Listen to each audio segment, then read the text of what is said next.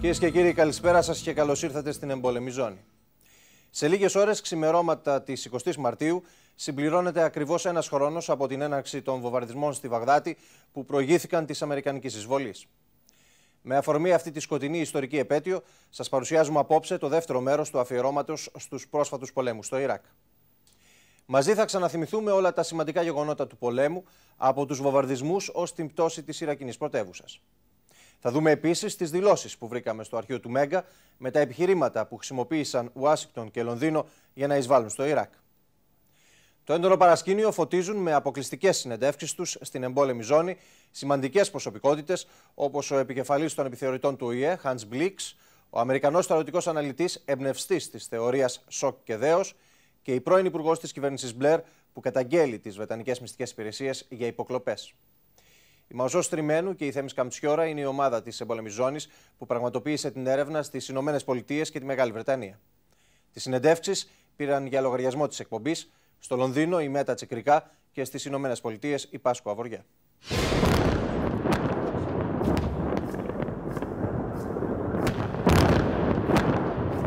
Μας είπαν ότι ο πόλεμος στο Ιράκ έγινε γιατί ο Σαντάμ είχε όπλα μαζικής καταστροφής. Already in May we came to the conclusion that it's highly unlikely that there were any weapons of mass destruction. It was based on a hoax. And not only was it based on a hoax, the CIA knew it was a hoax at the time the president made the statement. The White House manufactured this war. They manufactured the evidence. Η Ευρώπη διαφωνούσε με τον πόλεμο. Οι Αμερικανοί αδιαφορούσαν για την Ευρώπη. You can think anything you want, but if you don't have power, who gives a goddamn? I mean, this is the point. This is the real world. And I understand most Europeans do think that. I don't care. Λονδίνο και Ουάσιγκτον αγνόησαν ακόμη και το Συμβούλιο Ασφαλείας του ΟΗΕ. The UN was massively damaged by the decision of the US and the UK to ignore the Security Council and rush to war in Iraq. Σε αυτόν τον πόλεμο, το Πεντάγωνο και ο Λευκός Οίκος θέλησαν να προκαλέσουν σοκ και δέος. The bombing of Baghdad, called the Baghdad Blitz, really was not shock at all. We went after targets that would try to destroy the ability of the regime to function. Όταν οι Αμερικανοί έφτασαν στην Ιρακινή πρωτεύουσα, στόχος έγινε ακόμη και το ξενοδοχείο των ξένων ανταποκριτών. At those moments, I mean, I was bleeding very heavily. I knew terrorists was dying. Λίγο πριν το τέλος, οι Ιρακινοί συνειδητοποίησαν ότι ήταν ένας άνισος πόλεμος. Η μάχη της Βαγδάτης τελείωσε πριν καλά-καλά αρχίσει. Saddam not give it the food for soldiers. No food, no water, nothing. No supply. No supply. Why they fight? The party asked me to fight, and they told me I must fight, or else I will be executed. اكو بعض وحدات هيجي. لا ما جمر بس بعد وحدات هيجي العمراء الألوية قال لهم عفوا سلاحكم وشردوا. بس احنا ما عندنا هيك امر. Το τέλος των εχθροπραξιών ακολούθησε το χάος και η αναρχία. All the damaged building, all the destroyed building, they took all the bricks and the material, everything. Αμέσως μετά τον πόλεμο, ένοπλες ομάδες άρχισαν να εξαπολύουν επιθέσεις με στόχο τις δυνάμεις κατοχής και τους προδότες, όπως αποκαλούν τους αστυνομικούς που συνεργάζονται μαζί τους.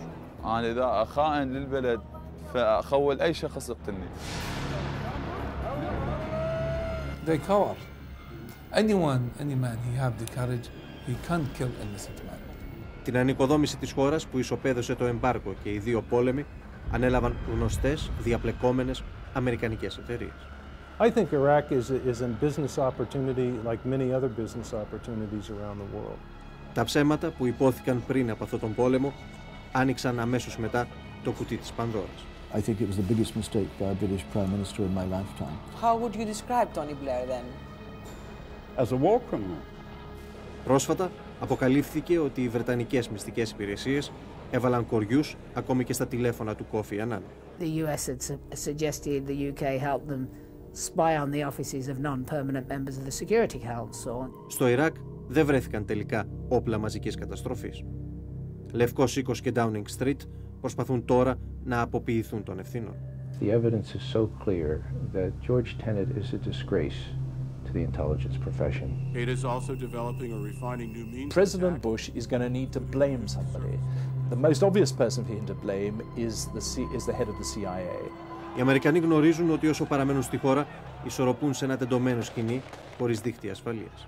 Iraq tragically is likely to be a Vietnam, but with strategic consequences that bode very ill for this country and for the greater Middle East. If we can leave soon and not become the Al-Qaeda recruiting poster that people are making us out to be, I think this is actually a very good outcome. And we intend to stay as long as we are needed, as long as we are wanted, and as long as we're invited.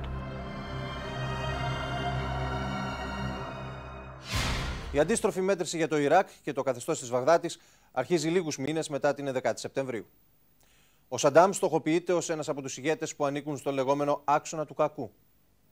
Μπούς και Μπλερ προσπαθούν να πείσουν την κοινή γνώμη για την ανάγκη αλλαγής καθεστώτος, χρησιμοποιώντας ένα διαφορετικό επιχείρημα σχεδόν κάθε εβδομάδα. Το παρασκήνιο στο Συμβούλιο Ασφαλείας οργιάζει. Αμερικανοί και Βρετανοί θέλουν την έγκριση του ΟΗΕ για τον πόλεμο, αλλά ετοιμάζονται να προχωρήσουν και χωρίς αυτή. Το Νοέμβρη οι επιθεωρητές όπλων επιστρέφουν στη Βαγδάτη, αλλά η αποστολή τους είναι καταδικασμένη να αποτύχει. Κανείς δεν μπορεί να αποδείξει απολύτως τίποτα σχετικά με τα όπλα μαζικής καταστροφής. Από ένα σημείο και μετά, όλα δείχνουν ότι η εισβολή στο Ιράκ είναι αναπόφευκτη, αν όχι προαποφασισμένη.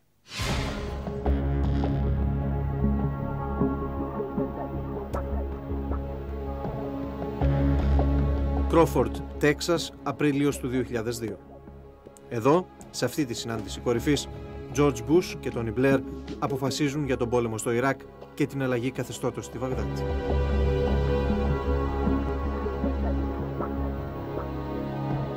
We know that the Iraqi regime is led by a dangerous and brutal man. We know he's actively seeking the destructive technologies to match his hatred. We know he must be stopped. Saddam must abide by that UN resolution.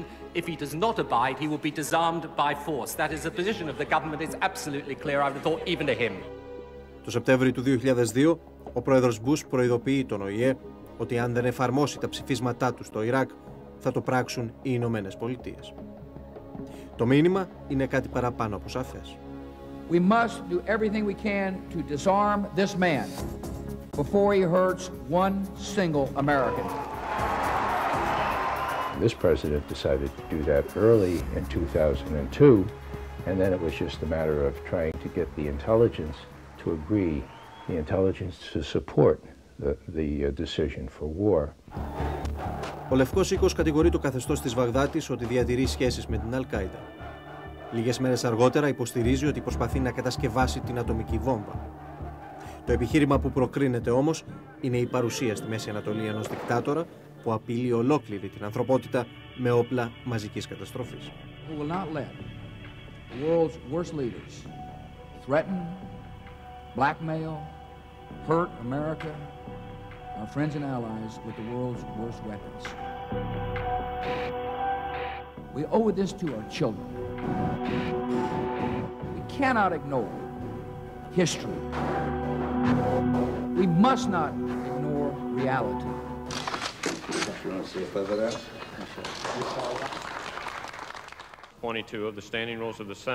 Στις 11 Οκτωβρίου του 2002 το Κογκρέσο θα εγκρίνει τη χρήση στρατιωτικής δύναμης για τον αφοπλισμό του Σαντάμ. Η Βαγδάτη όμως θα ευνηδιάσει τους πάντες. Αποδέχεται το πρόσφατο ψήφισμα 1441 του Συμβουλίου Ασφαλείας και επιτρέπει στους επιθεωρητές όπλων των Ηνωμένων Εθνών να επιστρέψουν στη χώρα. Ο Hans Blix και η ομάδα του φτάνουν στο Ιράκ τον Νοέμβριο του 2002. Τα σχέδια του πολέμου μπαίνουν προσωρινά στην άκρη. The Americans might have expected the Iraqis later not to accept the inspection. That could have been a reason to go to war. They might have expected them to say no to the resolution. That could also have been a reason to go to war. Or they might have refused to give a declaration. Or they might have found that the declaration was patently wrong or something. So there were many sort of tripwires which could have occurred and which did not occur. And at the same time, we didn't come to clarity. We couldn't say there are no weapons because there could have been weapons. Ιανουάριος του 2003 και στον ΟΗΕ οργιάζει το πολιτικό και διπλωματικό παρασκήνιο. Οι Βρετανοί θέλουν να πείσουν για την αναγκαιότητα του πολέμου και να νομιμοποιήσουν την επέμβαση με ένα ψήφισμα του Συμβουλίου Ασφαλείας. Το ίδιο επιθυμεί και ο Colin Powell και θα κάνει ό,τι περνά από το χέρι του για να το πετύχει. Ladies and gentlemen, these are not assertions. These are facts, corroborated by many sources. And you can see the inspection vehicles arriving in the lower portion of the picture on the right. Well, I asked my staff to look through all his presentations and to give me comments and analysis of it. And there was one site, as you say, it was satellite photography, and they had seen some trucks there, and they had seen that there had been no movement just before the inspectors. They thought just before the inspectors arrived. Well, we had been there several times, and we had taken environmental samples, let's say dust and things from various places, and analyzed it. And there were no signs, no traces of any chemicals or biological weapons. And secondly, our inspectors had seen trucks, but they were trucks that contained water. They were water trucks. Επί 3 μήνες, πληροφορίες από μυστικές υπηρεσίες και εξόριστους Ιρακινούς οδηγούν τους επιθεωρητές σε αδιέξοδα. Μέχρι και πρόσφατα, κανείς δεν ήθελε να παραδεχθεί ότι οι πληροφοριοδότες είχαν αποτύχει. I think the intelligence I get is darn good intelligence. And the speeches I have given were backed by good intelligence. None of this really pointed to intelligence being well informed, and that shocked us a good deal. I remember saying publicly that if this is the best, what is the rest? Στις 14 Φεβρουαρίου, ο Hans Blix παρουσιάζει στο Συμβούλιο Ασφαλείας την έκθεσή του για την πορεία των επιθεωρήσεων. Πολλοί υποστηρίζουν ότι εκείνο το βράδυ συμπεριφέρθηκε σαν τον Πόντιο Πιλάτο.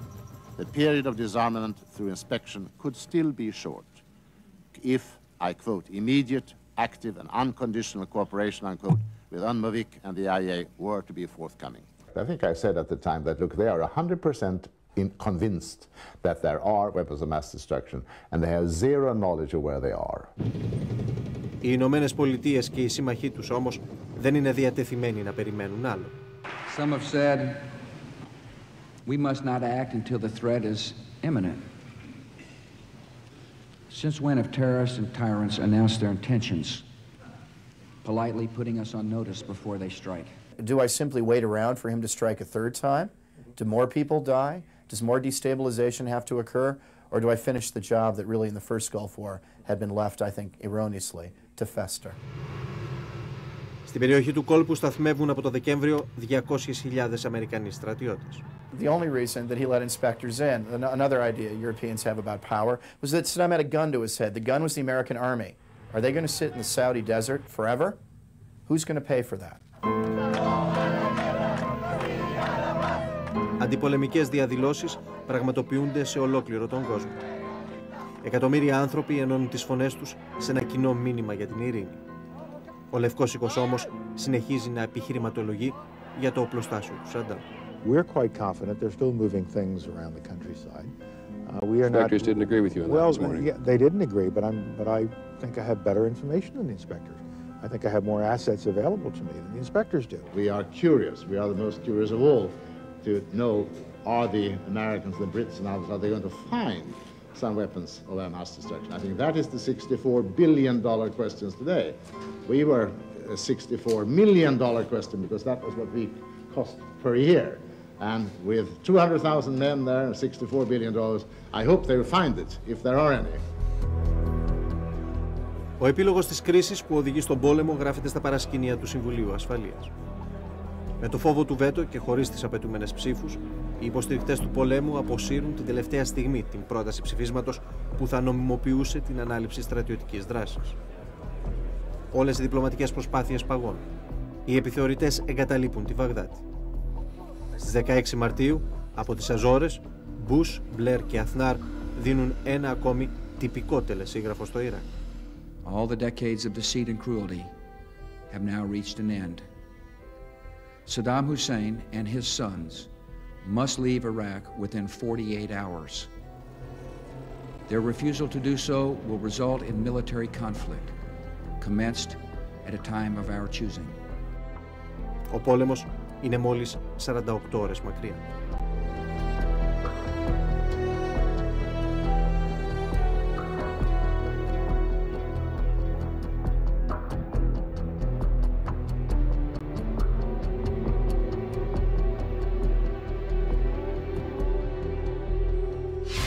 Μικρή διακοπή για διαφημίσεις και επιστρέφουμε με τον πόλεμο στο Ιράκ.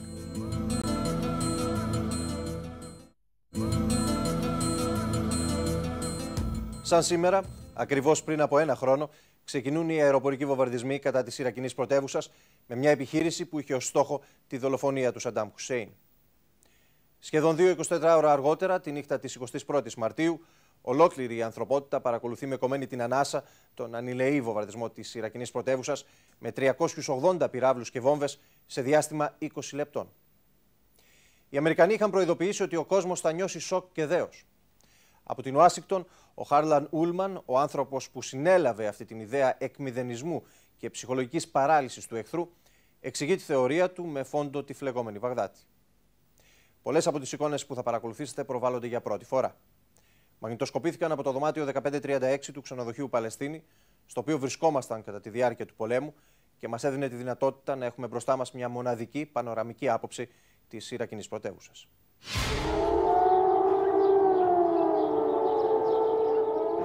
Canadian Royal Canadian Mounted Police had the view, the slogan, never send a man where you can send a bullet. In other words, if you could take care of something very, very quickly at standoff ranges, that will impose a degree of shock and awe.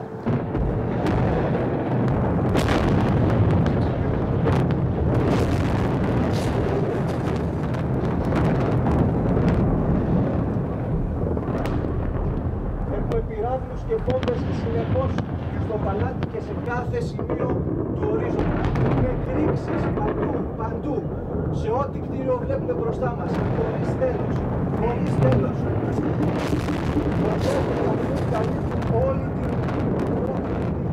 If we went to war, could we bring force to bear, both discreetly but with such over-intimidating power that the enemy would be given the choice of surrender or die? Είναι νομίζω ότι το χωριό συνεχίζονται οι εκρήξεις, συνεχίζονται παντού. Παντού τα παράθυρα του ξενοδοχείου τρίζουν. Αυτό που συμβαίνει είναι πραγματικά αδύνατο, δεν μπορώ να το περιγράψω με λέξεις. Έχουμε δεκάδες πυράβλους και βόμβες σε όλη τη Βαγδάτη. Από παντού όπου και να κοιτάξω, βλέπω πως καπνούς και εκρήξεις χωρίς τέλος. Ο καθηγητής Ούλμαν ήταν αξιωματικός του Αμερικανικού πολεμικού ναυτικού και σήμερα είναι μέλος του Κέντρου Διεθνών και Στρατηγικών Σπουδών της Ουάσιγκτον. Το βιβλίο που έγραψε το 1996 με τίτλο Rapid Dominance, αστραπιαία επικράτηση, έγινε 7 χρόνια αργότερα το εγχειρίδιο του Πενταγώνου στον πόλεμο του Ιράκ. Σήμερα πολλοί τον αποκαλούν ο κύριος Σοκ και Δέος.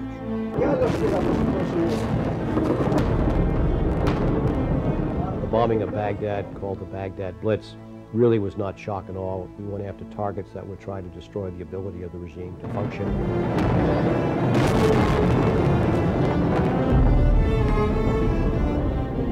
Ρωτήσαμε τον άνθρωπο που συνέλαβε την ιδέα της εξουδετερώσης του εχθρού με ένα σφοδρό και αστραπιαίο χτύπημα, αν τελικά το Πεντάγωνο εφάρμοσε σωστά τη θεωρία του. The answer is no. Now, one of the reasons was simply because the CIA got advance warning that they believed they knew where Saddam Hussein and his sons were located. And so President Bush made the decision to have what was called a decapitation strike to try and kill the leadership.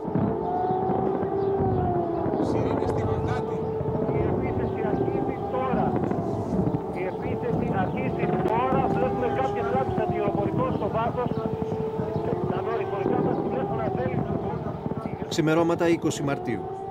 Ο εικονολήπτης του Μέγκα Στάμος Προύσαλης καταγράφει τη στιγμή που οι βόμβες χτυπούν το καταφύγιο στο οποίο οι Αμερικανοί πιστεύουν ότι βρίσκεται ο Σαντάμ Χουσέιν. Ο Σαντάμ Χουσέιν από τις πρώτες ώρες θα βρισκόταν σε ένα υπόγειο καταφύγιο. Την ίδια μέρα ο Ιρακινός ηγέτης εμφανίζεται στην τηλεόραση. يقيسون بالنسبة للعراق على سياستهم في فيتنام وكيف هزموا ولماذا. Η πρώτη επιχείρηση του πολέμου ήταν ένα ακόμη λάθος των μυστικών υπηρεσιών. Were there instances when we made mistakes? Of course. Were they tragic? You bet.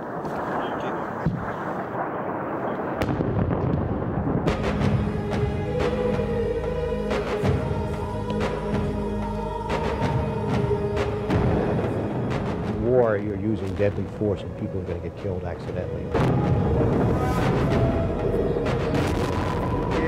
15 λεπτά αργότερα ξεκίνησε ένα άνευ προηγουμένου μπαράζ αντιεροπορικών.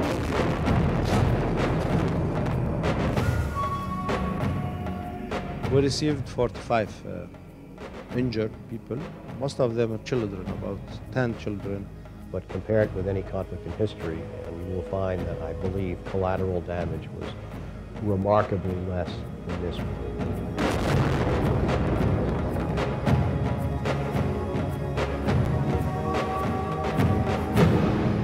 أقول يعافيها الله شو مسوية شنو ذنبها هاي الضفاع وشنو ذنب الكبير اللي شايب ما يقدر شنو ذنبه شو لا احنا جيش لا احنا شو اسمه احنا واد منطقة بسيطة.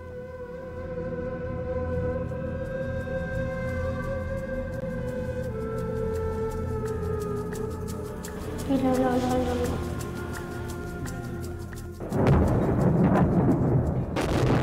Τις πιο εφιαλτικές στιγμές στην ιστορία της. Όπου και αν κοιτάξει κανείς, βλέπει καπνούς και φωτιές. Δεκάδες κυβερνητικά κτίρια είναι στις φλόγες. Την ώρα που αεροπλάνα και πύραυλοι σφυροκοπούν τη Βαγδάτη, οι αμερικανικές και βρετανικές μεραρχίες εισβάλλουν στο Ιράκ. Οι Βρετανοί κινούνται προς το λιμάνι του Μκάση, Γερσόν Σοφάο και τη Βασόρα.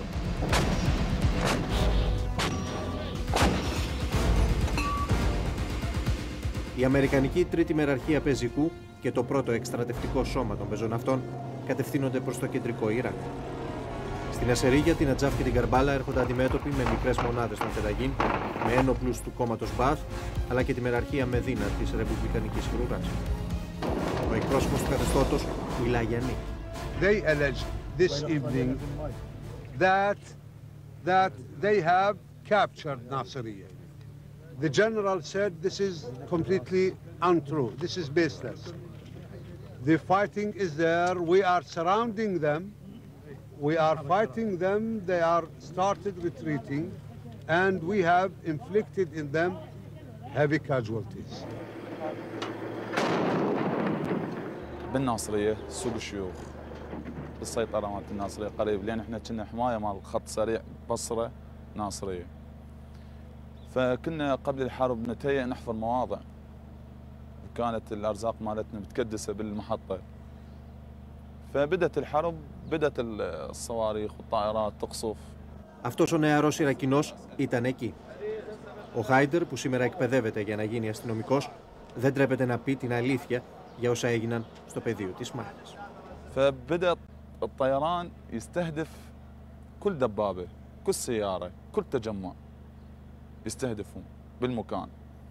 زين انت بالنسبة لك انت آمنا بالله انه انت رجل شجاع وتقدر تقاتلهم، بس هل عندك إمكانية انه تقاتل الطيارة؟ ما عندك إمكانية.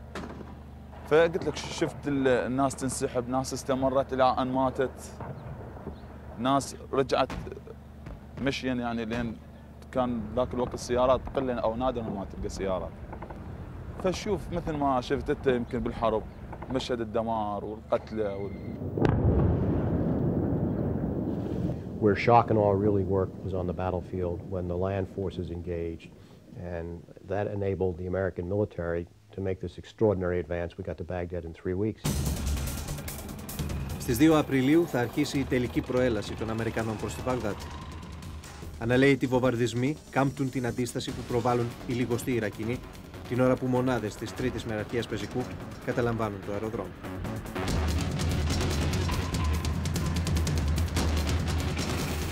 Got a sniper in the tower behind you! Black 6, blue 1. That turret just went about 200 meters in the air. There was 3 next to him. I don't know what the hell happened to it. We shot the shit out of him. That shot. Glory hogs over here. Don't even know what they're fucking shooting at. They're moving. They're fucking moving. I think a minute's got one of them. فأنا من شفت الوضعية انتبهت الأشياء اللي تدور دائر ما دايري. شفت إنه أنا ما عندي مبدأ. نعم هو وطني يجب أن أدافع عنه هاي، بس كحكومة ما عندها مبدأ. فقلت أنا عسى ولعل إنه يكون بسقوط النظام فاتحة خير للشعب العراقي.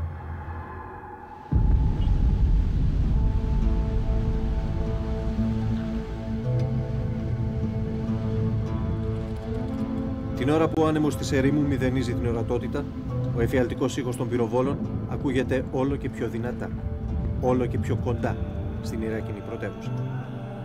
Μας έχουν πει ότι στην τελευταία γραμμή άμυνας, λίγο πριν τη μάχη της Βαγδάτης, οι Ιρακινοί θα κάνουν χρήση χημικών.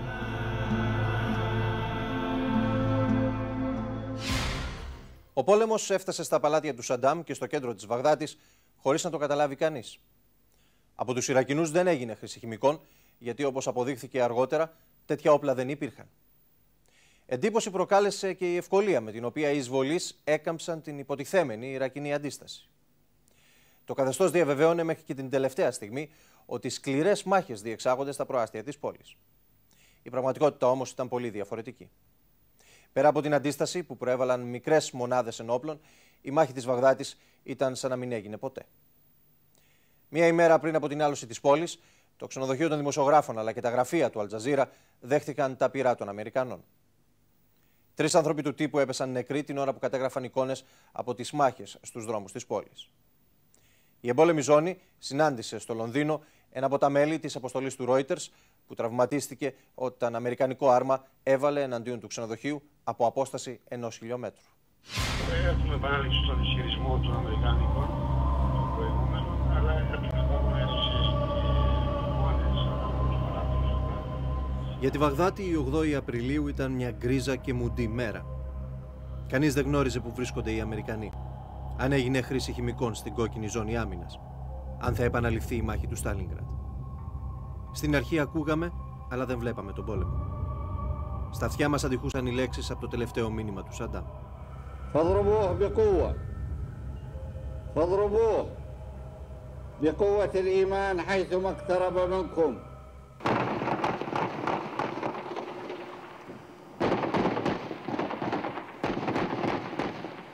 My feelings, as usual, we will slaughter them all. Those invaders, their tombs will be here in Iraq. Η πραγματική εικόνα στον πόλεμο του Ιράκ ήταν πάντα πολύ διαφορετική από αυτή που παρουσίαζε ο Υπουργός Πληροφοριών. Οι Αμερικανοί είχαν περικυκλώσει την πόλη από τις αρχές Απριλίου. Στις 7 του μήνα εισέβαλαν στα περίχωρα. Την επόμενη μέρα τους είδαμε μπροστά μας. Η μάχη αυτή εξελίσσεται μπροστά μας σε μια απόσταση 500 έως 800 μέτρων στις όχθες του Τίγρη. Αν αυτά τα άρματα είναι αμερικανικά, τότε οι Αμερικανοί έχουν εισβάλει στο μεγάλο παλάτι, στο παλάτι Αλτζαμούρι. Πανικόβλητοι στρατιώτες, μέλη του κόμματος και φενταγίν, έτρεχαν μακριά από το θάνατο. Αυτές οι εικόνες από την κάμερα του Μέγκα έκαναν το γύρο του κόσμου. Η επιχείρηση κατάληψης της Ιρακινής πρωτεύουσας άρχισε να μοιάζει με παρέλαση. There was an Army Colonel Brigade Commander who was probing Baghdad. And after probing Baghdad, his instinct, his experience told him that there wasn't going to be a fight. So moving from the airport into Baghdad, based on the audacity of a particular officer, Marines were doing the same thing, we discovered very quickly that this was not going to be a Stalingrad. Remember, one of the fears would be that there would be huge resistance in Baghdad. It would be block by block, street by street fighting with lots and lots of casualties.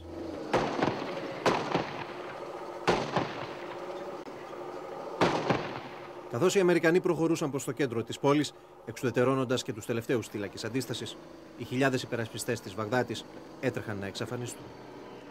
During the sandstorm at the end of March, when everybody thought the Iraqi, we were all bogged down, we had our airplanes flying overhead with infrared, with all sorts of detection. Sand didn't make a difference, and so they destroyed the Nebuchadnezzar division in a sandstorm, and the Iraqis didn't know what hit them. الضباط ما قاتلوا واكو بعض نواب الضباط شردوا عافوا سلاحهم وراحوا للبيت. يعني انا كنت عندي جنود اصبح الصبح ما القى ولا جندي، يعني كلهم شاردين لهاليتهم.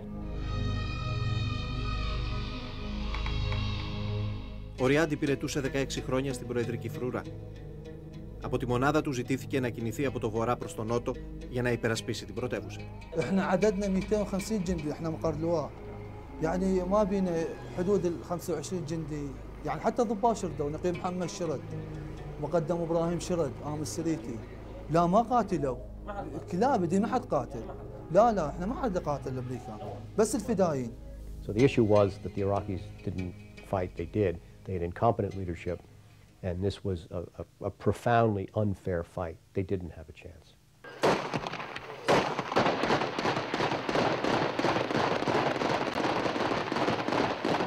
They pushed few of their armored carriers and some tanks with their soldiers.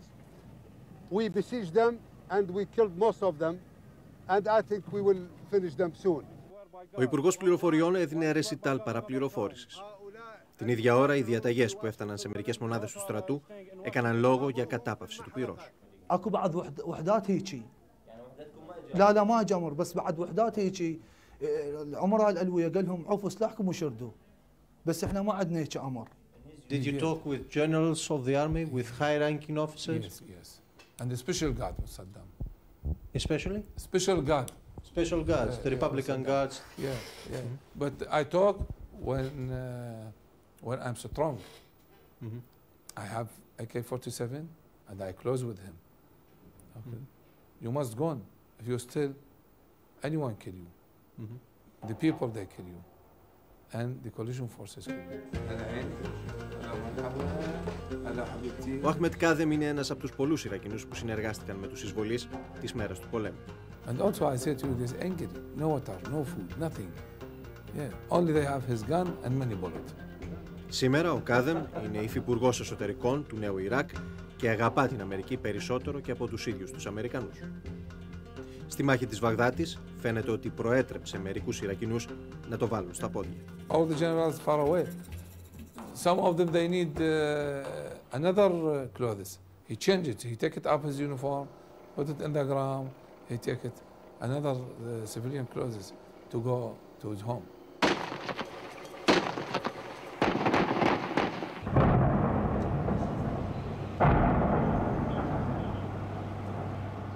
Part of the problem with the planning is nobody expected 19 of the 20 Special Republican Guard divisions not to fight. They'd always fought. They fought in Iran, they fought in Kuwait, they always fought to the end. Όπου θέλουμε να πάμε, πηγαίνουμε, κατευθύνουμε εμείς τις επιχειρήσεις. Και του Υπουργείου Πληροφοριών. Ζεύγια από αμερικανικά F-16 παρέχουν αεροπορική υποστήριξη στα άρματα μάχης, τα οποία προσπαθούν να καταλάβουν εκείνη τη στρατηγικής σημασίας περιοχή.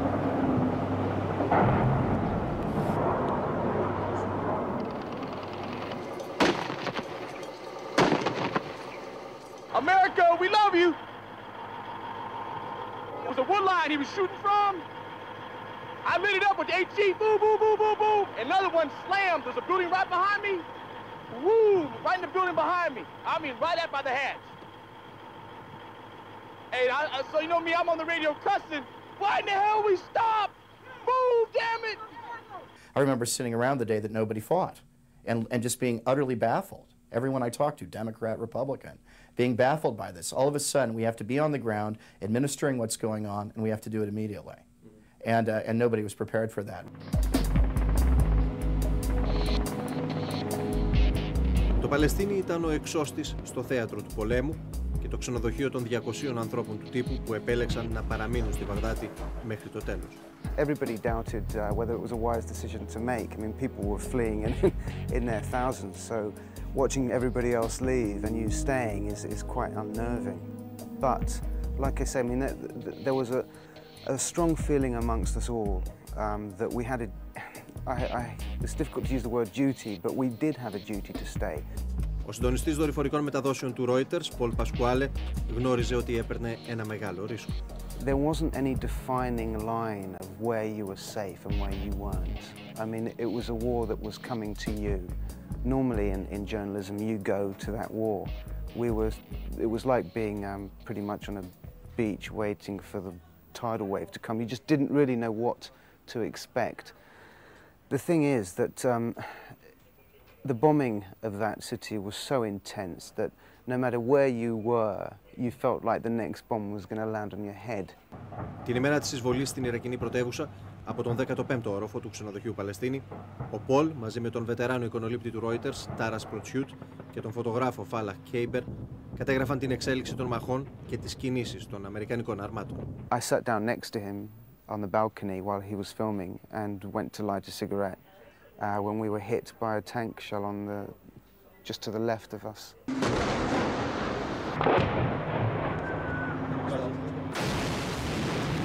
تسمع هذا الانفجار الشديد كسر كثير من الحجارة انهالت فوق رؤوسنا لا ندري أين وقع هذا الانفجار إنه في أعلى الفندق إننا نرى الدخان في أعلى الفندق هذا الذي نسميه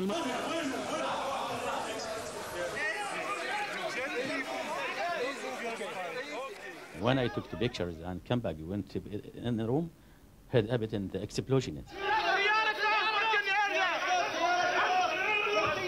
Taras was very badly injured. I got blown back through the window. Then Taras was blown on top of me. Basically, he took the main blast. Clear the airways, quick! Gotta clear the fucking airways. We need medics. خلي نشيلها بسرعة، خلي نشيلها نرمى جوا بسرعة.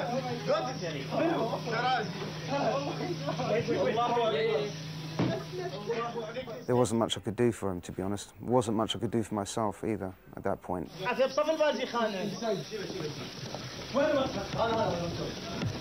But I knew that Taras wasn't probably going to survive. I mean, he was in and out of consciousness. And then I just crawled away from him because I thought they might hit the balcony again. At those moments, I mean, I was bleeding very heavily. I knew Taras was dying. Τα θράψματα τραυματίζουν θανάσιμα τον Τάρας Προτσιούτ και τον εικονολήπτη του 5ου καναλιού της Ισπανικής τηλεόρασης, Χωσέ Κουόζο. Με ελαφρά τραύματα μεταφέρονται επίσης στο νοσοκομείο ο Πολ Πασκουάλε και ο Παλαιστίνιος φωτογράφος του πρακτορείου, Φάλακ Χέιμπερ. I don't know what happened. Whether there's blood and Sammy lying on the ground. After that, carrying to the hospital. Η συμμαχική διοίκηση στο Κατάρ προσπαθεί να δικαιολογήσει τα δικαιολόγητα. We certainly know that we don't target journalists. There were some combat actions that also occurred at the Palestine Hotel. Initial reports indicate that the coalition force operating near the hotel took fire from the lobby of the hotel and returned fire. If you're claiming fire was coming from the lobby of the Palestine Hotel, why was this tank round directed at an upper floor? I may have misspoken on exactly where the fire came from. I've heard this rumor before that they'd spotted somebody firing from the hotel, and it's ludicrous. It's absolutely ludicrous. We'd have never stayed in that hotel if there were Iraqi soldiers there. We'd seen what they were capable of doing to the rest of Baghdad. I mean, you think I'm going to stay in a hotel where there's some guy with a Kalashnikov shooting at Americans? You're going to be nuts. I can't characterize exactly where they received fire from. Any comment I made earlier was premature, and so at this point it's best for me to wait for additional information to come in. Είναι δύσκολο να καταλάβει κανείς, ακόμη και σήμερα, τι είδους απειλή εντόπισε από το ξενοδοχείο Παλαιστίνη το πλήρωμα του Αμερικανικού Αρματός Μάχης. Όπως είναι φανερό, το ξενοδοχείο των δημοσιογράφων που φαίνεται στο βάθος απέχει περισσότερο από 1 χιλιόμετρο από το σημείο που βρισκόμαστε, το σημείο στο οποίο βρισκόταν εκείνη τη μέρα η Αμερικανική πολεμική μηχανή. والله أنا أعتقد يعني لأنه كل الفندق يعني معروف بالصحفيين وكاميرات وقبل ليلة يعني كانوا هم موجودين يعني قبل الضفة بعد الضفة إنه يشوفون الكاميرات ويشوفون اللايف ويشوفون الصحفيين. عندهم فكرة إنه الفندق هو أصلاً للصحفيين يعني.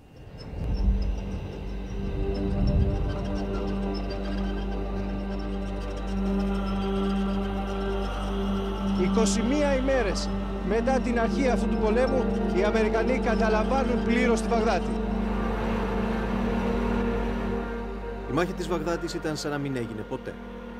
Για τους Ιρακινούς ακόμη και σήμερα, η 9η Απριλίου θεωρείται η μέρα που τελείωσε ο πόλεμος. It was hard because of the nature of what we're doing. It's not particularly hard fought, but there has been some resistance. Well, less resistance here than there was in Al-Qud. The people here were more welcoming us, waving at us, showing us where we can go.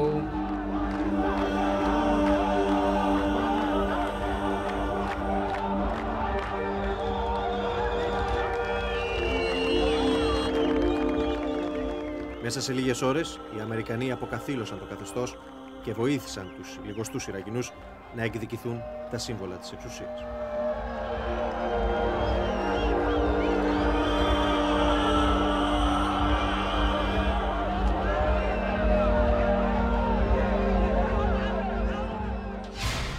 πάμε τώρα σε ένα διαφημιστικό διάλειμμα και η εμπόλεμη ζώνη επιστρέφει σε λίγο.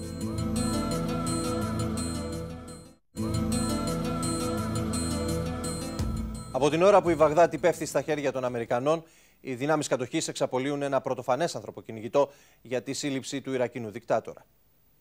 Τη 13η Δεκεμβρίου, 8 μήνες μετά, θα αποδειχθεί ότι ο Σαντάμ ζούσε σαν το κυνηγημένο αγρίμι σε ένα αγρόκτημα στο βόρειο Ιράκ.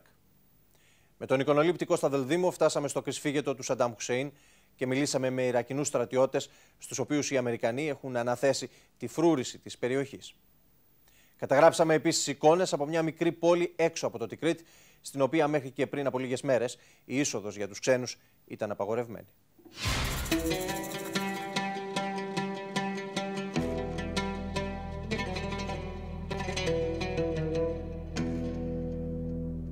Εδώ ζούσαν κάποτε οι προνομιούχοι του καθεστώτος, οι συγγενείς του Σαντάμ. Σήμερα η Αλότζε, η πόλη που ο μύθος ήθελε οι δρόμοι της να είναι στρωμένοι με χρυσάφι και πολύτιμα πετράδια, μοιάζει με πόλη φάντασμα. يعني امان ما ظل يعني من انا احد الاقارب معنا كان ببغداد جو عليه جماعه اخذوه قبل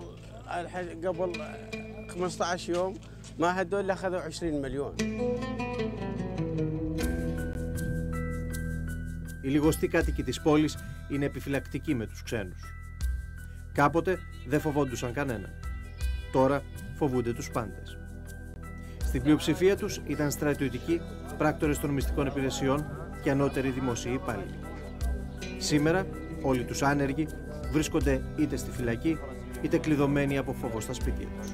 مشكلتي شغل ماكو يعني نقدم مثل على الشرطه ما يقبلون هاي المنطقه. يعني 10 12 سنه و11. And how many are the people who look at you and say we want to kill them? Kill us? 2,000? Not too much. Ο Μαχμούντ είναι μεταφραστής και ο ξαδερφός του αρχηγός της αστυνομίας στην πόλη Αλότζε. Είναι συγγενείς του Σαντάμ, αλλά και συνεργάτες των Αμερικανών στο νέο Ιράκ. باعتباري أنا police chief number 1 because I am police chief. I am in the middle. That's true.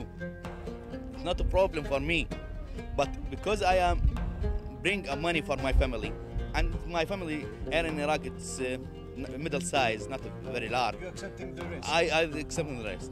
Οι κάτοικοι της περιοχής τους θεωρούν προδότες και θέλουν να τους σκοτώσουν.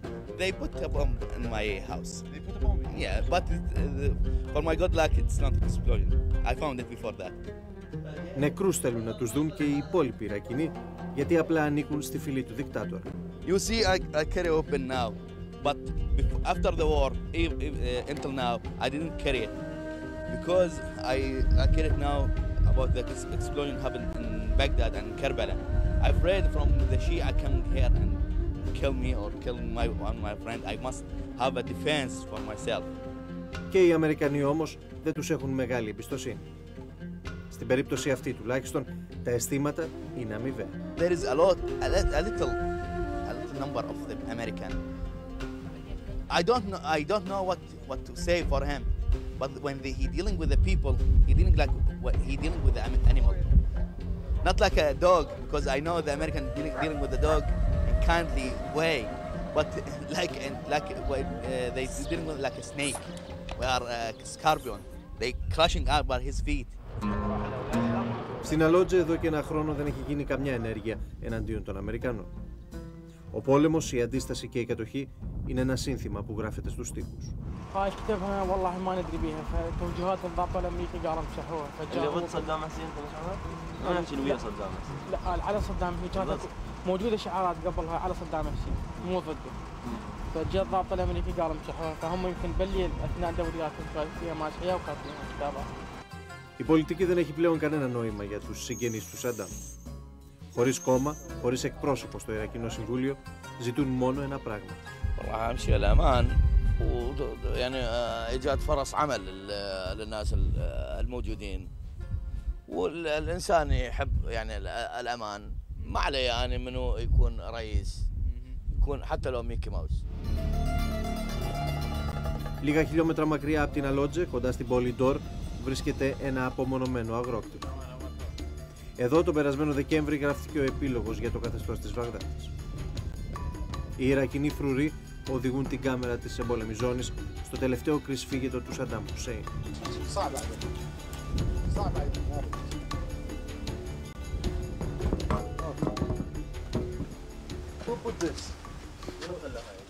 Στο Τικρίτ αλλά και εδώ στην Αλντόρ, κανείς δεν φαίνεται να θέλει να πιστέψει την επίσημη αμερικανική εκδοχή για τις συνθήκες κατά τις οποίες έγινε η σύλληψη του Σαντάμ Χουσέιν. Οι φήμες για το τι ακριβώς συνέβη θα μπορούσαν να έχουν το δικό τους ξεχωριστό κεφάλαιο στην Ιρακινή μυθολογία. Ακόμη και οι εθνοφρουροί που βρίσκονται εδώ για τη φύλαξη του αγροκτήματος εκφράζουν τις αμφιβολίες τους για το πώς ένας άνδρας με τη σωματική διάπλαση του Σαντάμ θα μπορούσε να χωρέσει σε αυτή εδώ την τρύπα. يعني أنا ما أتوقع 100% ما يعني هو حتى يعني هذا المكان ما أعتقد يفوت به.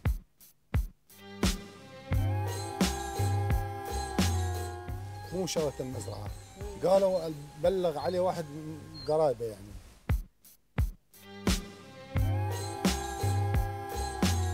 For most of the people in Tikrit, they believe Saddam is free, and this is another one who he just like him. The one that the Americans captured is his double. The fourth, his fourth double. Yeah.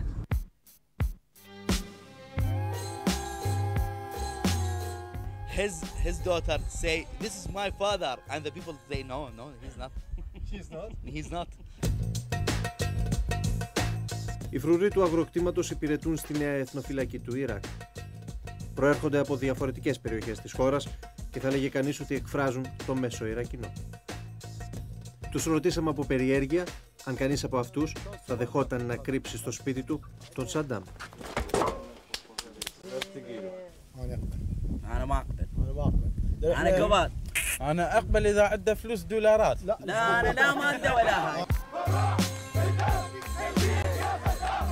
Μείναμε με την εντύπωση ότι υπάρχουν ακόμη Ιρακινοί που όχι μόνο τον υποστηρίζουν, αλλά και πιστεύουν ότι κυκλοφορεί ελεύθερος ανάμεσά τους. Ίσως γι' αυτό οι δυνάμεις κατοχής φτάνουν στο σημείο να το γράψουν ακόμη και στους τοίχους. Ναι, ο Σαντάμ έχει συλληφθεί. Saddam Hussein is being held in coalition custody in a safe location. He is treated as an enemy prisoner of war. We are, of course, making a determination of what his final disposition will be. That final disposition, when he is brought in front of a court of law, will be a joint discussion between ourselves and the people of Iraq, the legitimate authority of Iraq, as to his final disposition.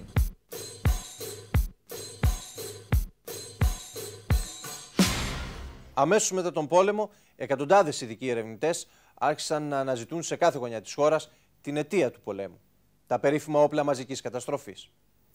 Στις 2 Οκτωβρίου του περασμένου χρόνου, 6 μήνες μετά, ο David Kay, ο επικεφαλής της ομάδας των Αμερικανών επιθεωρητών που έστειλε η CIA στο Ιράκ, παραδέχθηκε ότι η προσπάθεια για να βρεθούν τα απαγορευμένα όπλα είναι μάλλον μάταιη. Αναζητήσαμε στο αρχείο του Μέγκα εκείνες τις δηλώσεις του George Bush και του Tony Blair που πρέπει όλοι να θυμόμαστε και οι ίδιοι θα ήθελαν μάλλον να ξεχάσουν. Απαντήσεις στα επιχειρήματα που χρησιμοποίησαν για τα όπλα μαζικής καταστροφής δίνει σήμερα με μια αποκλειστική συνέντευξη που παραχώρησε στην εμπόλεμη ζώνη ο επικεφαλής των επιθεωρητών του ΟΗΕ, Hans Blix. Από το Λονδίνο, η Claire Short, η πρώην Υπουργός Διεθνούς Ανάπτυξης, που πρόσφατα αποκάλυψε ότι οι μυστικές υπηρεσίες παρακολουθούσαν τα τηλέφωνα του ΟΗΕ, κατηγορεί ανοιχτά τώρα τον Τόνι Μπλερ ότι εξαπάτησε τη Βρετανική κοινή γνώμη. We know that the regime has produced thousands of tons of chemical agents, including mustard gas, sarin nerve gas, VX nerve gas. On the biological and chemical weapons side, there's no doubt about it. I mean, there are vast stocks of these weapons unaccounted for by the previous weapons inspectors. Were they weapons of mass destruction? No, I think, already in May, we came to the conclusion that it's highly unlikely that there were any weapons of mass destruction. I don't think the administration was really interested in any kind of a response that said, no, I don't think he's got them. I don't think we need a smoking gun. I think this is a ridiculous kind of idea. Americans were maintaining at that time that you did not need to have what they call smoking gun, that's a very tangible evidence. It was enough that Saddam Hussein had not taken a strategic decision. There was not a change of heart. Now, how do you demonstrate that there is a change of heart or an absence of a change of heart? Now, that's not tangible. That's showing his general behavior, because they did not have the smoking gun. Στην αποκαλυπτική συνέντευξη που παραχώρησε στην εμπόλεμη ζώνη, ο επικεφαλής των επιθεωρητών του ΟΗΕ υποστηρίζει ότι οι Αμερικανοί και οι Βρετανοί χρησιμοποίησαν το επιχείρημα των όπλων μαζικής καταστροφής για να πουλήσουν τον πόλεμο. If they had said in March last year that it is unbearable to have uncertainty about Iraq, well, that had been perfectly true. But they could not have had support from the British Parliament or from the US Congress if they simply said it was uncertainty. They could have said that he's the most bloody murderer we have, and we have to take him out. And that would have been true, but they would, again, not have an authorization. The existence of weapons of mass destruction was what they could sell in the US administration. Στις 24 Σεπτεμβρίου, ο Τόνι Μπλερ παρουσιάζει το φάκελο για το Ιράκ. Είναι μια ακόμη προσπάθεια του Βρετανού Πρωθυπουργού να στοιχειοθετήσει κατηγορίες για το καθεστώς της Βαγδάτης. He has existing and active military plans for the use of chemical and biological weapons, which could be activated within 45 minutes, including against his own Shia population. What kind of readiness are you talking about, 45 minutes? If you have one bomb with mustard gas, or if you have some anthrax, what do you mean by ready? I'm not saying that it was a lie. However, it is clear that it was intended to create an impression in the public that this is imminent. It is dangerous right now. Well, that was highlighted in this dossier, and then the newspapers picked it up, 45 minutes to kind of blast as though they were going to come and attack London, and certainly it was said Cyprus. And that was all exaggeration in order to get this sense of anxiety and urgency in order to justify the rush to war rather than doing things properly and giving Blix more time and so on.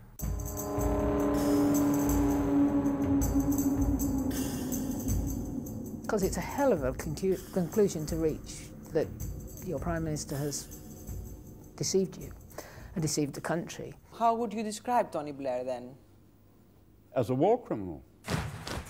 Ο Ταμ Ντίελ είναι βουλευτής των εργατικών και ένας από τους πιο σκληρούς επικριτές του Μπλερ μες στο ίδιο του το κόμμα. No number of us were pleading with the Prime Minister not to go to war in Iraq. That war was no solution. War is not an instrument of policy.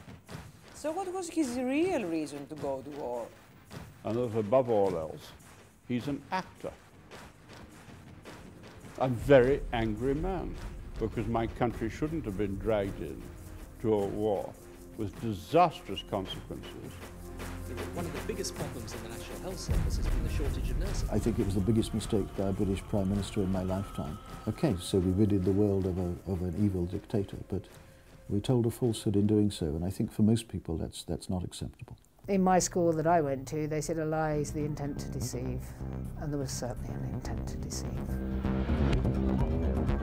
Η Κλέρ Σόρτ είναι η πρώην υπουργός της Βρετανικής κυβέρνησης που παραιτήθηκε διαφωνώντας με τους χειρισμούς Μπλερ και πρόσφατα προκάλεσε σάλο με τις αποκαλύψεις της. The US had suggested the UK help them spy on the offices of non-permanent members of the Security Council. Μιλώντας αποκλειστικά στην εμπόλεμη ζώνη, η Κλέρ Σόρτ επανέλαβε ότι πριν από τον πόλεμο οι βρετανικές μυστικές υπηρεσίες παρακολουθούσαν τα τηλέφωνα του Κόφι Ανάν. There's absolutely no question about it.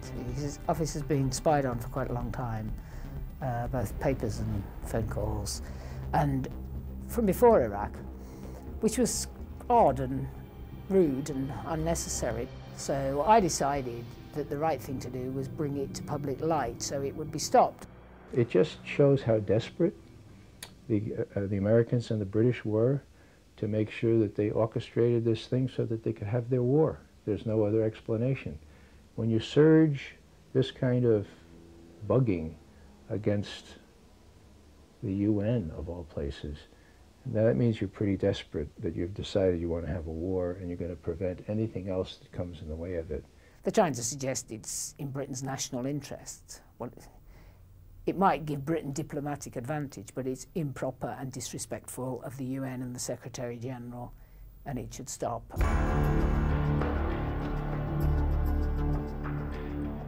And the whole reason for having the inquiry announced yesterday is because we accept there may be things that were got wrong in relation to this, but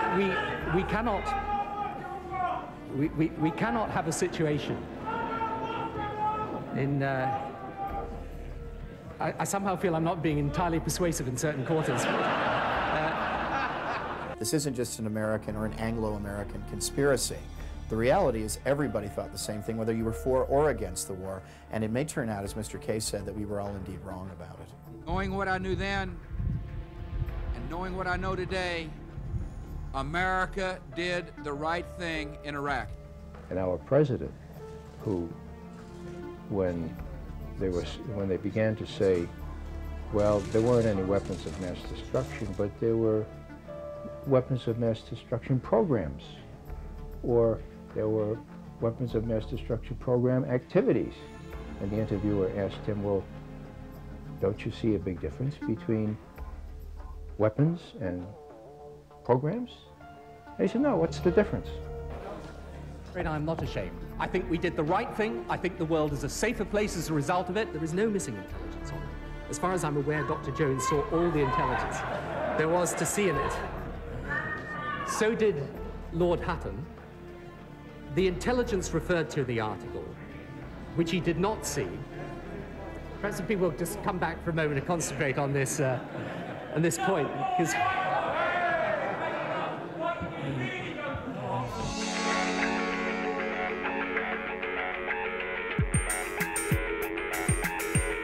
would US go in if we didn't have this information about the weapons of mass destruction? That's a very good question. I think that in all probability, at some point, yes. Would it have happened immediately when it did? Probably not. The timing would have been off, but would we have gone in? Yeah.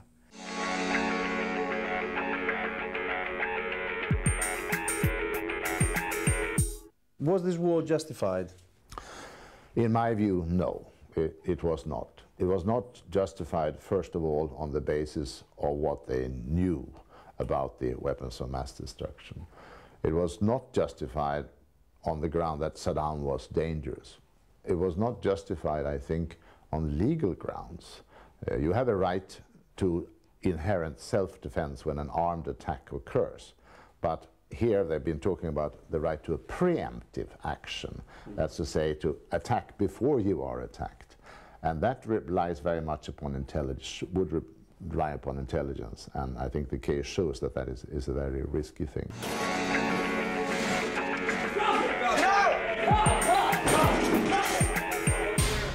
Δεν είχε αρχίσει καν ο πόλεμος όταν στην Ουάσιγκτον άρχιζαν οι συζητήσεις για τις εταιρείες που θα αναλάμβαναν την ανοικοδόμηση του Ιράκ.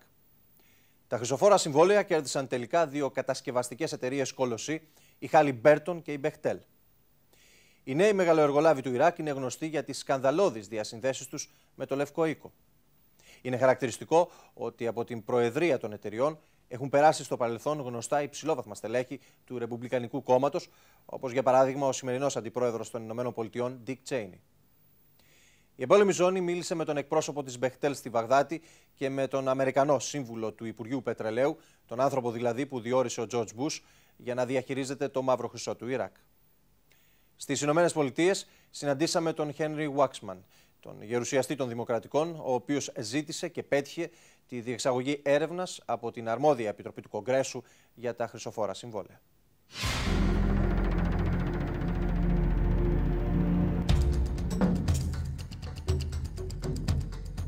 We were told they're just going to put out oil well flares. We wrote more letters and brought out more facts, and finally it came out that they weren't just being given the ability to put out oil well flares, they were being selected to run the whole oil infrastructure in Iraq.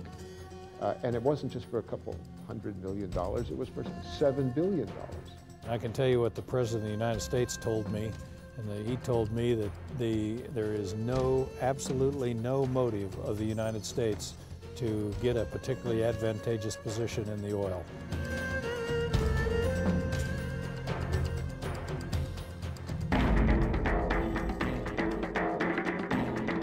This country can only produce about 50% of what it actually consumes on a day-to-day basis. And so that's why we have to import so much to make up the difference. They were charging the U.S. government $2.65 a gallon when the local Iraqi oil company was able to bring in gasoline for $1 a gallon. They're now being investigated by the Pentagon's audit organization. And they're also being investigated not just for overcharging, but for criminal fraud. 'Cause it's all about the price of oil. It's all about the price of oil. It's well known that Vice President Cheney had made his fortune as the head of Halliburton. During the time he was the head of Halliburton, he presided over an organization that had foreign subsidiaries doing business with Saddam Hussein, violating the U.S. embargo with trade with Libya and Iran. Even after he left Halliburton, he's been receiving money and stock options with Halliburton as part of his termination agreement with them. Don't give me no shit about blood, sweat, tears, and toil. It's all about the price of oil. We're involved in seven major infrastructure areas: power, water, the airports, the port at Qasr, rail, telecommunications, buildings projects, and bridges.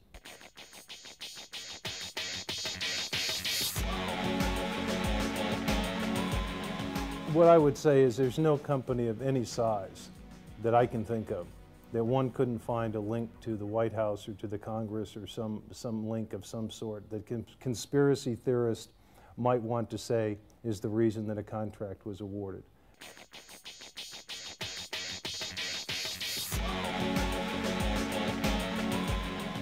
I've worked for the U.S. government, and when I was working for the U.S. government, I felt that I had a solemn obligation to the people of the country, and I think the people who work there now do. And the suggestion, even the sort of facetious suggestion that some people make, that, it must be true, I think people in the government ought to be offended by that, and I am.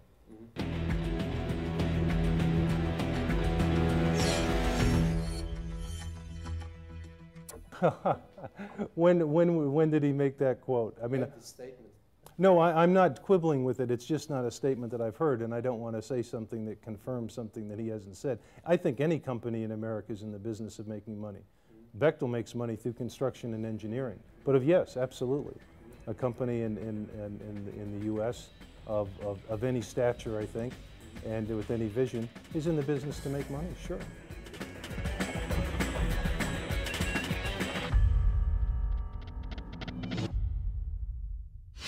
Ένας χρόνος συμπληρώθηκε από την έναρξη του πολέμου και σήμερα δεν είναι λίγοι αυτοί που πιστεύουν ότι τη θέση του Σαντάμ έχουν πάρει οι Αμερικανοί. Διαχειρίζονται το πετρέλαιο της χώρας, μένουν στα παλάτια του, απαγορεύουν την πρόσβαση στο κέντρο της πόλης, στείνουν μπλόκα και απλώνουν σηματοπλέγματα, πραγματοποιούν συλλήψεις. Σύμφωνα μάλιστα με τα στοιχεία του Ερυθρού Σταυρού, περισσότεροι από 10.000 Ιρακινοί βρίσκονται στις φυλακές της Βαγδάτης, χωρίς δικηγόρο, χωρίς δικαιώματα, σε ένα δεύτερο αμερικανικό Γκουαντανάμο. Από την 1η Μαΐου που κηρύχθηκε επισήμως η λήξη των επιχειρήσεων στο Ιράκ, οι δυνάμεις κατοχής έχουν χάσει 431 άνδρες, 3 φορές περισσότερους δηλαδή από ό,τι στον πόλεμο. Οι απώλειες του Ιρακινού στρατού εκτιμάται ότι στον πόλεμο έφτασαν τις 10.000, ενώ οι νεκροί άμαχοι ξεπέρασαν τις 4. Μέσα σε αυτή την εβδομάδα που διανύουμε, οι επιθέσεις σε ξενοδοχεία και άλλους στόχους έχουν πολλαπλασιαστεί. Το ίδιο και τα θύματα. Στο Ιράκ φαίνεται ότι οι αριθμοί έχουν χάσει τη σημασία τους. Έχει περάσει ένας χρόνος από τον πιο αμφιλεγόμενο πόλεμο μετά το Βιετνάμ και στη χώρα ρέει ασταμάτητα αίμα αθώων. Καλή σας νύχτα.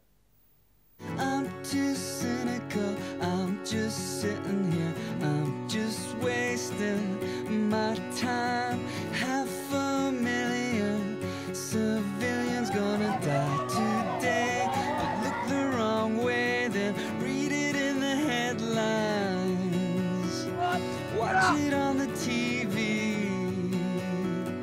put it in the background, stick it in the back, stick it in the back, for the beautiful occupation, the beautiful occupation.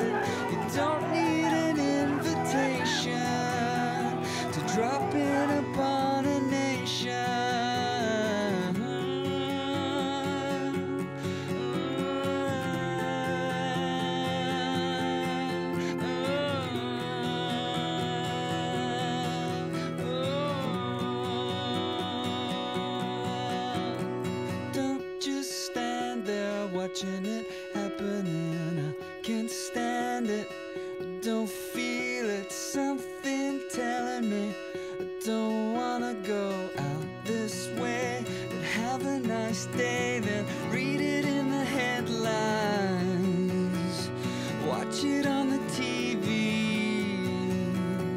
put it in the background.